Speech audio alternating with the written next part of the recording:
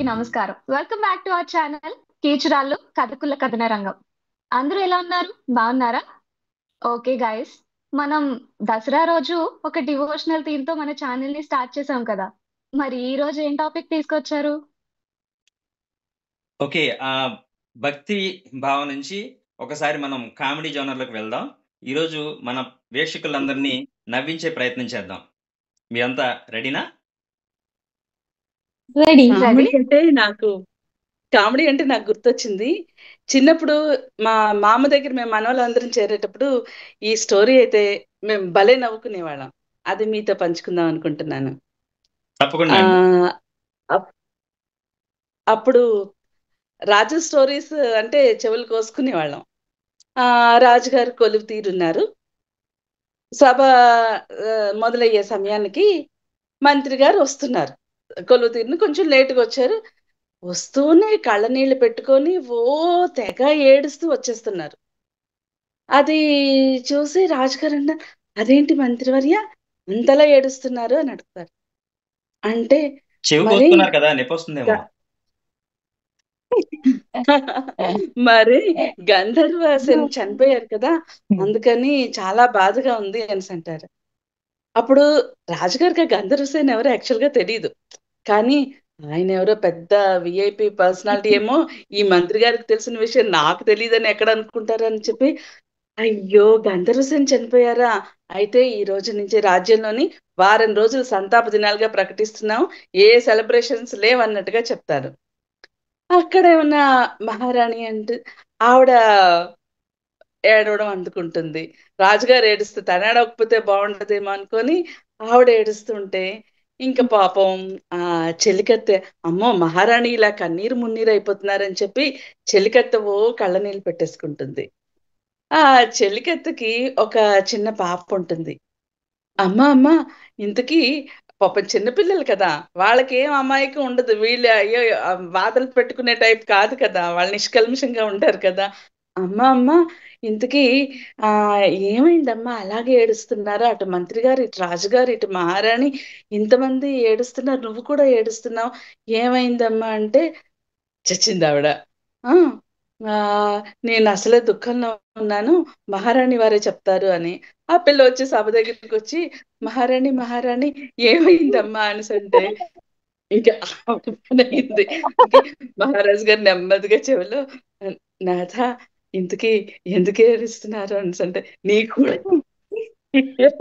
నీకు కూడా తెలీదు అంటే ఆ, ఆ, నాకు నువ్వు ఇంతలా ఏడుస్తున్నా అంటే నీకు తెలుసేమో అనుకున్నాను అనేసి లాస్ట్ కి మంత్రిని అడుగుతారు. మంత్రివర్య అంతలాగా మీరు బాధపడడానికి కారణం ఏంటి అంటే, నేను వస్తుంటే అసలే లేట్ అయింది అనుకొని నేను వస్తున్నానా, సేనాపతి గుక్క పెట్టి ఏడుస్తున్నారు. ఇంకా అంటే నాకు కూడా చాలా బాధ వేసింది అతన్ని చూస్తే, నా నాకు కూడా దుఃఖం ఆపుకోలేకపోయిన అంటారు. చచ్చాను రా అనుకొని మళ్ళీ సేనాధిపతి గారిని అడుగుతారు. మంత్రి గారికి కూడా తెలియదన్నమాట. సేనాధిపతి వినండి మరి చివరి దాకా వింటే కదా. సేనాధిపతిని అడిగితే, నేను ఇలాగ బయలుదేరుతున్నానా, మా ఆవిడ కన్నీరు మున్నీరయి విలపిస్తోంది, నాకు ఆవిడ దుఃఖం చూస్తుంటే నాకు దుఃఖం ఆగలేదు, అందుకని నేను ఏడ్చాను అంటారు. ఇప్పుడు రాజు అంటాడు, మంత్రి ఎలాగైనా సరే మీరు సభ వరకు తీసుకొచ్చారు, దీన్ని అంతు తెలుసుకోవాల్సిన బాధ్యత మీదే అనేసి. సరే అందరూ సేనాపతి వాళ్ళ ఇంటికి వెళ్తారు, వాళ్ళ భటుల నుంచి పంపించి. సేనాపతి ఆవిడ అంటుంది, మరి మన ఇంటికి చాకలి ఆవిడ వస్తుంది కదా, ఆవిడ తెగ ఏడ్చేస్తుంది, ఆవిడ ఏడుపు చూస్తే అంత ఆడపిల్ల పాపం అంతలాగా ఏడుస్తుంటే అసలే బేదరికలో ఉన్నది, ఇంతలా ఏడుస్తుంటే నా గుండె చెరువైపోయింది అనుకోని అంటుంది. అంటే అయ్యో నీకు కూడా తెలియదా అని, మరి ఇంకెలాగైనా విషయం తెలియాలి కదా రాజుగారికి. సో ఆ చాకలి ఆవిడ ఇంటి దగ్గరికి వెళ్తారు. ఆవిడ పాపం అప్పటికి ఇంకా బాధ కారకురాలు ఆవిడే అనుకుందాం. ఆవిడ ఇంకా ఏడుస్తూనే ఉంది. ఏడుస్తుంటే అమ్మ ఎందుకు ఏడుస్తున్నా అంటే, గంధర్వసేన చనిపోయారు కదా అనేసి. అయితే ఆ ఆవిడంటుంది, మరి గంధర్వసేన చనిపోయారు అంటున్నారు కదా, ఎవరా గంధర్వసేన అంటే, గంధర్వసేన నేను ఎంతో ముద్దుగా పెంచుకొని నాకు అన్నిట చేదోడు వాదోడుగా ఉండే మా గాడిదండి అంటే, గాడిద పేరు నేను అదే అంటే గాడి ఏంటి కోసం రాజుగారితో మనుషులుగా సహా అందరూ పెట్టుకోవాలా ఎక్కేసారా? మనుషులా రాజుల్లో పెట్టుకోవాలా? వాళ్ళందరూ గంధర్వుడే ఎక్కారు. నేను ఎంతో అపురూపంగా పెంచుకున్న గాడిదని పేరు ఏమి పెట్టుకోకూడదా? ఇప్పుడు ఇప్పుడైతే స్కూటర్లో సైకిల్లో ఇంకెలాగో బట్టలు మోసుకెళ్తారు. ఇప్పుడు అది చనిపోయింది, నేనే ఆ వీపు మీద మోసుకొని కష్టపడి వెళ్ళాలి. నాకు ఒక పక్క పెంచిన ప్రేమ, ఓ పక్క ఈ బాధ, నాకు బాధగా ఉండదని అంటే అందరూ రాజుగారితో సహా సభలో కూడా అందరూ నవ్వులు పువ్వులు. పగలవారు మీకు కూడా ఈ కథ నచ్చిందని అనుకుంటున్నాను. మాకు వచ్చింది. నేను నిజమేనండి. చాలా నవ్వుతాను. బాగుంది. యాక్చువల్‌గా మనలో చాలా మంది కూడా కొన్ని పనులు చేసేటప్పుడు మనం ఎందుకు చేస్తున్నాం మనకు తెలీదు. ఎవరన్నా అడిగితే ఏమోనండి తెలీదు. నాకు తెలీదు. వాళ్ళు చేస్తున్నారని మేము చేస్తున్నాం. ఎక్కువగా ఇలాంటివి చేస్తున్నాం. మనం ఏదో ఎక్కడికైనా గుడికి అలాంటి చోట్లకెళ్ళినప్పుడు తెలుస్తుంది. అవును. కొంతమంది రాళ్ళు పేరుస్తూ ఉంటారు. కొంతమంది ఏవో కడుతూ ఉంటారు. నిజానికి అది ఎందుకు అనేది చాలా మందికి తెలీదు. అందరూ చేస్తున్నారు కాబట్టి మనం కూడా చేసేద్దాం. ఏదో ఉండే ఉంటదిలే కారణం అని చేసేస్తా ఉంటాం. గణేష్ ఇలాంటిది గణేష్ ఇలాంటిది ఒక చిన్న సిచ్యువేషన్ జరిగింది నాకు. నాకు ఏంటంటే నాకు ఒక కూడా గుడికి వెళ్ళాం అనమాట. గుడికి వెళ్తే అక్కడ ఒక స్తంభం ఉంది. మామూలుగా స్తంభం ఉంటే నేను అక్కడ ఏదో అమ్మవారి విగ్రహం కనిపించింది కదా అని చెప్పి వెళ్ళి దండం పెట్టుకున్నా మామూలుగా. ఇంకా చుట్టూ ఉన్న వాళ్ళందరూ వచ్చేసారు. ఎందుకు వచ్చారో నాకు అర్థం కాలేదు. మొత్తం అందరూ నా వెనక నుంచి వచ్చేసి నన్ను తోసేసి పక్కకి దండాలు పెట్టేసుకుంటున్నారు. ఓయ్ బాబోయ్! ఎందుకురా నేను ఏదో మామూలుగా పెట్టాను. నన్ను చూసి ఇప్పుడు మొత్తం అందరూ దానికి పూజలు చేసేటట్టు ఉన్నారని చెప్పి నేను సైలెంట్ గా సైడ్ అయిపోయాను అనమాట. నాకేం సంబంధం లేకుండా. నేను తిరుపతి వెళ్ళినప్పుడు మీరు గమనించారో లేదో, చిన్నప్పుడు నుండి వెళ్ళాను. కానీ ఒకసారి వెళ్ళినప్పుడు ఏంటంటే మనం దేవుని దర్శించుకుని బయటకు వస్తాం కదా, అక్కడ మండపాలు ఉంటాయి కదా, అక్కడ కూర్చుంటాం కదా. అక్కడ కూర్చున్నప్పుడు ఒకరు ఏంచి ఇలా చెయ్యడ్డు పెట్టి ఏటో రాసేస్తున్నారు, ఇలా రాస్తున్నారు అనమాట. నాకు అర్థం కాలే. అప్పటికి కూడా మనకి తెలుసు కదా, ఎక్కడికి వెళ్ళినా అందరూ అబ్జర్వ్ చేసి మనం రైటర్స్ అంటేనే చుట్టూ అబ్జర్వ్ చేసి పెడతాం కదా. అసలు అలా ఎందుకు ఏం చేస్తున్నారని ఒక రకమైన క్యూరియాసిటీ తెలుసుకోవాలని వెళ్ళాను.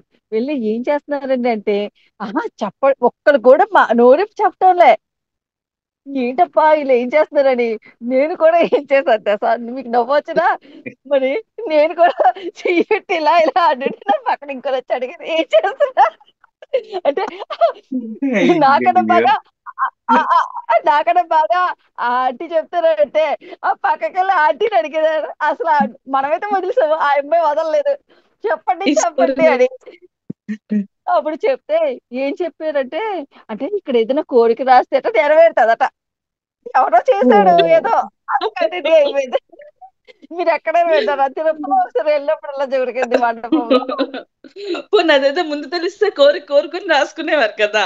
లేదు. రాసుకునేవారు లేకపోతే కదా. కాదు. ట్రాఫిక్ లో కూడా అంతే. ఇప్పుడు ట్రాఫిక్ ఆ. సిగ్నల్ పడిందనుకోండి, పక్కన ఫుట్‌పాత్ మీదకి ఎక్కి ఎవరన్నా ఒకడు ఎళ్ళాడంటే, ఇక వాడి ఎనకాల అందరూ ఎళ్ళిపోతా ఉంటారు. అది రూల్స్‌కి అందరూ విరుద్ధం వెళ్ళిపోతారు. మనకు అవును. తెలిసినా కూడా సిగ్నల్ పడింది వెళ్ళకూడదు. ఈ ఫుట్‌పాత్ ఓన్లీ నడిచేవాళ్ళు మాత్రమే వెళ్ళాలని తెలిసినా కూడా వాడు ఎళ్ళాడు కాబట్టి నేను వెళ్ళిపోతా. అంతే. పాపం అప్పటిదాకా వెయిట్ చేస్తాడు. అప్పటిదాకా అంతే ఎందుకండి ఎంతసేపైనా వెయిట్ చేస్తాడు. ఎవడైనా ఒకడు ఎళ్ళాడు అంటే మాత్రం వాడు ఎనకాల ఎళ్ళిపోతాడు. సో, వెళ్ళిపోతాడు. చాలా మంది అంతెందుకండి చేసేదే. రీసెంట్ డేస్ లో బెస్ట్ ఎగ్జాంపుల్ అంటే ఇన్స్టాగ్రామ్ కంటే ఇంకొకటి ఏమైనా ఆ! ఉందా? ఇది మరీ అవును, ఘోరం. ఒక్కరు ఒకటి చేశారంటే చాలు, అంతే. దాన్ని ఎంతో మంది ఫాలో అయ్యి అదే చేస్తారు. అసలు అది పిచ్చి పని అయినా కూడా వాళ్ళు చేస్తానే ఉంటారు. ఎందుకు చేస్తారో వాళ్ళకి తెలీదు, చూసే వాళ్ళకి అంతకన్నా తెలీదు. మళ్ళీ ఏమైనా అంటే ట్రెండింగ్ అంటారు. మళ్ళీ దానికి ఒక లైక్. ఓకే అండి. జగదీశ్వర్ గారు చెప్తూ ఉంటే నాకు కూడా ఒక కామెడీ గుర్తొచ్చింది. మా ఫ్రెండ్ రమేష్ అనమాట ఈ స్టోరీ. వాళ్ళ నాన్నమ్మతో ఎలా ఆడుకుంటాడు, ఎలా జోక్ చేస్తాడో చూద్దాం. రమేష్ ఏమంటాడు, ప్రేమగా వాళ్ళ నాన్నమ్మను సుందరి సుందరి అని పిలుస్తుంటాడు. ఓహో సుందరి, ఏం చేస్తున్నావు సుందరి, టీవీ చూస్తున్నావా? ఏంటి నీకు అందులో ఏం అర్థం అవుతుంది? అక్కడ విలన్ ఏదో కుట్ర చేస్తున్నాడు, నువ్వేమో ముసి ముసి నవ్వులు నవ్వుతున్నావు. ఎందుకు ఈ ప్లానింగ్ అంతా? నీ చుట్టూ ఎవరు లేరు కదా అని అంటాడు.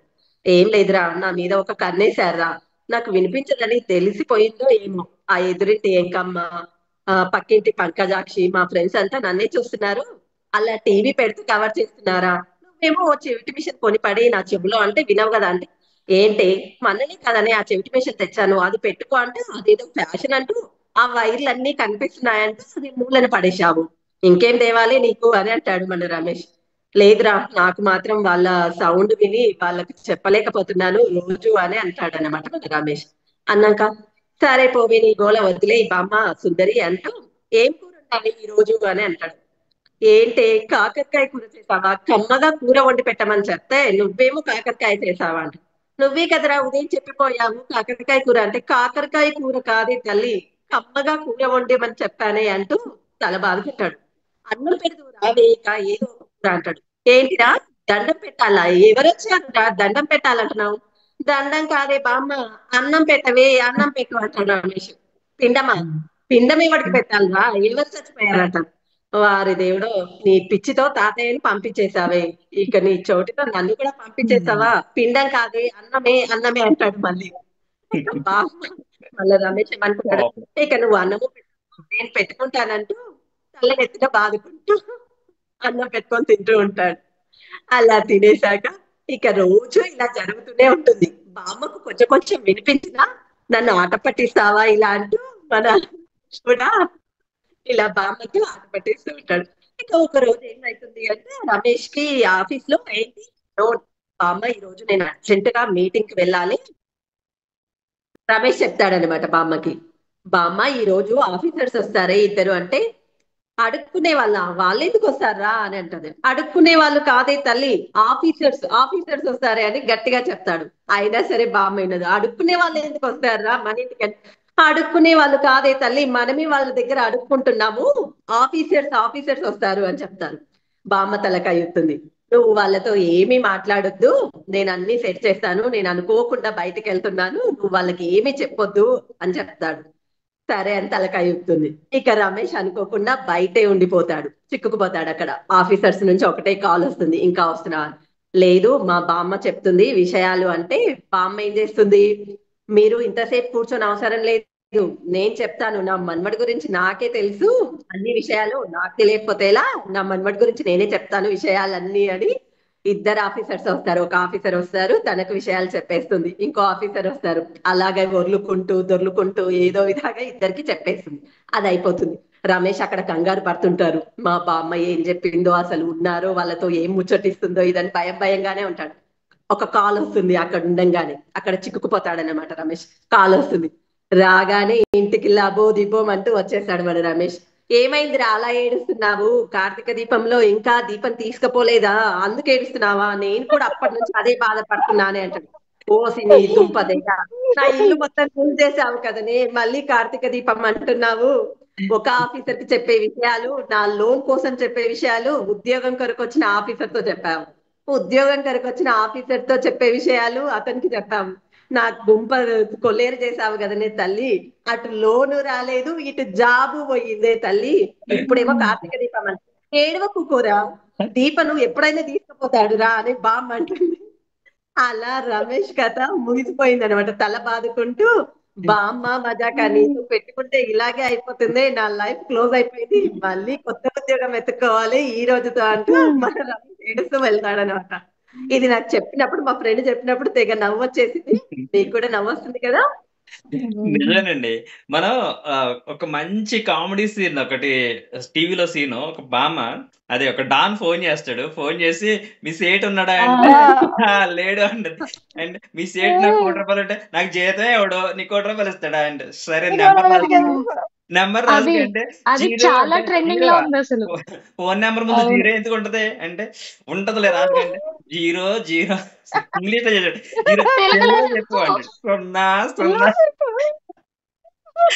0 మీ బామ్మ అయ్యో స్టోరీ వింటే నాకు ఆ బామ్మ గుర్తొచ్చింది. అవును. బాగుందండి. అయ్యో చెవి చెవి అదే చెవిటితనంతో వచ్చిన తిప్పలు అన్నమాట పాపం రమేష్ గారికి. Super super super. అయ్యో. బాగుంది, చాలా బాగుంది. యా, మేము చెప్పిన కథలన్నీ మిమ్మల్ని అందరినీ అలరించాయని అనుకుంటున్నాను, నవ్వించాయని అనుకుంటున్నాను. అండ్ మీకు కూడా ఇలాంటి ఇన్సిడెంట్స్, ఫనీ ఇన్సిడెంట్స్ ఏమైనా జరిగి ఉంటే మాకు కామెంట్ సెక్షన్ లో తెలియజేయండి. మేము మళ్ళీ ఇంకోసారి వాటి గురించి చర్చిస్తాం. అప్పటి వరకు మళ్ళీ ఇంకో కొత్త ఎపిసోడ్ తో మళ్ళీ కలుద్దాం. అప్పటి వరకు స్టే ట్యూన్ టు కీచురాళ్ళు. కీచురాళ్ళు.